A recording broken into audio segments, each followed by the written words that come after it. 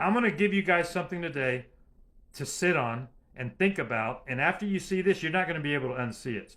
I'm hoping there's still a few stragglers on the fence that just need a reason to abandon Trump. And so I'm going to give you one right now. Now, in the book of Daniel, chapter 8, we read about a prophecy. Daniel had a vision where he saw two future empires. When Daniel had this vision, he was living under the kingdom of Babylon. But soon after that, the kingdom of Persia came. Cyrus came. You guys know the story, the writing on the wall that you have been found wanting. And then that night, Persia invaded and destroyed them. So Daniel had a vision that that was going to happen. He had a vision that Persia was coming and that also Alexander the Great was going to follow after them. And then he had also saw that there's going to be a last kingdom after Alexander that would occur at the very end of time. And that was the kingdom of the beast. But in Daniel 8, it tells us that the kingdom of Persia that was coming was represented by a ram. And it said there was a ram and it showed up, had two horns. You can go read it. It's in Daniel 8, folks. And then another animal showed up, a goat that didn't even touch the ground. It was very swift. It was fast. It had one horn between its eyes, and that was the kingdom of Greece. It was Alexander the Great. And Alexander conquered most of the world in 12 to 13 years. He did it fast. So that's what this prophecy vision was about. His feet didn't touch the ground. The goat of Alexander had a notable horn between his eyes, and after a while, that horn broke. And then four horns grew out of it. And what that meant was that the generals of Alexander, because Alexander didn't have a descendant to take over, so the generals divided up the kingdom of Greece amongst themselves. There was four of them, and for a few hundred years, that's what happened, and then Rome took over them. But it's interesting. It says that when Alexander's horn broke, four small horns rose up, and that was the generals. And then it says, but then one little horn came out of the four, and it started speaking great things. And the horn grew great, and it waxed great to the south and the north and to the east. This is the little horn of the end times. This is the little horn of the Antichrist, the man of sin, the son of perdition, the final world leader that would rule the world until Jesus came back and returned and put a stop to him and grabs him and throws him into the lake of fire. That guy is Donald Trump, because that horn that rises out of the remnants of Alexander, that horn comes from a goat. Alexander is represented by a goat, ladies and gentlemen.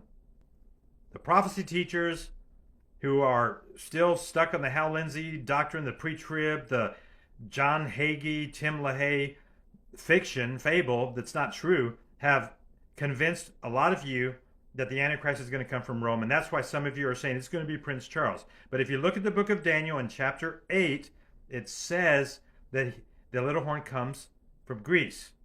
So, folks, right there, we got to own that.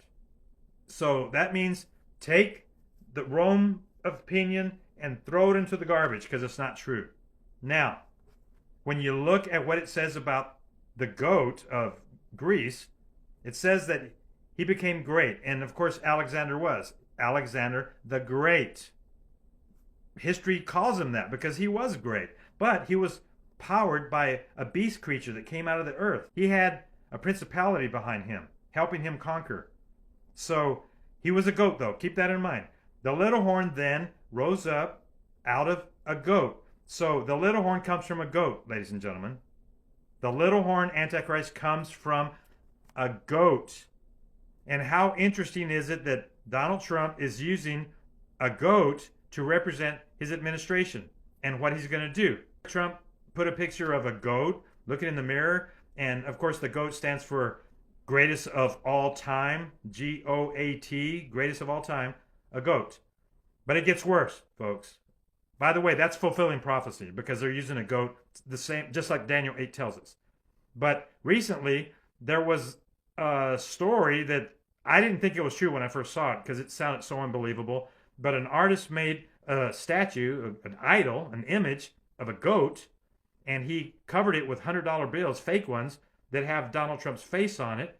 And instead of it saying, "In God we trust," it says, "In Trump we trust." Look at this picture right here.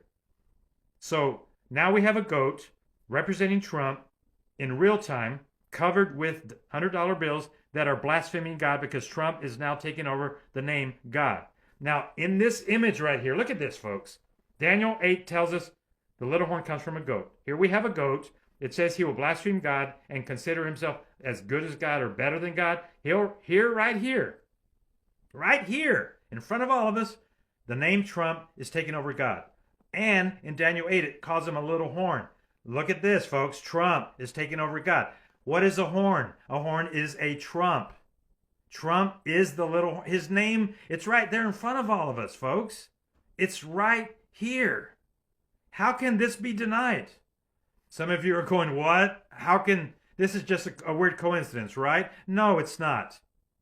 Trump is fulfilling it right in front of our face. And what does GOAT represent? What is the word? G-O-A-T? Great. Greatest of all time. What does Daniel 8 say? The little horn would wax great. The little horn from a goat, Trump from a goat, would wax great. So now we have a goat, we have the word great, we have little horn, which is Trump, and then it's at Mar-a-Lago right now. And by the way, that statue, that image, is going to be auctioned off on February the 27th to the highest bidder. They can take it home and take the golden calf of the Antichrist with them. Donald Trump, by the way, signed it with a gold pin, and he said, I love you.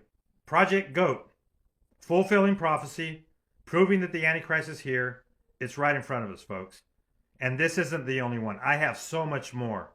And this right here needs to demolish your association with MAGA. Flee from it, my friend. It is abominable. And it's going to lead the church first to take the mark of the beast. Elon's going to bring the mark. This is going to spread worldwide. The mark is coming through Donald Trump and Elon Musk, the second beast. Folks, escape it, flee it, and get back into the folds of Jesus, because we're here. We're in the end times. And as I stated in my previous program, if Donald Trump is not the Antichrist, the best that we have is that he's a tyrant. He's Hitler. The Constitution's already gone. We're in a dictatorship. By the way, announcement, the United States no longer exists. We're done with that. So if you want to know more truth, follow me for more. If you want more information, you can go to my YouTube channel, Watchman's Cry, and I have all sorts of studies. I have a lot of information. I have biblical proof just like this. So do yourself a favor, my friends, and go find the truth. I have it right there for you. Check it out. God bless.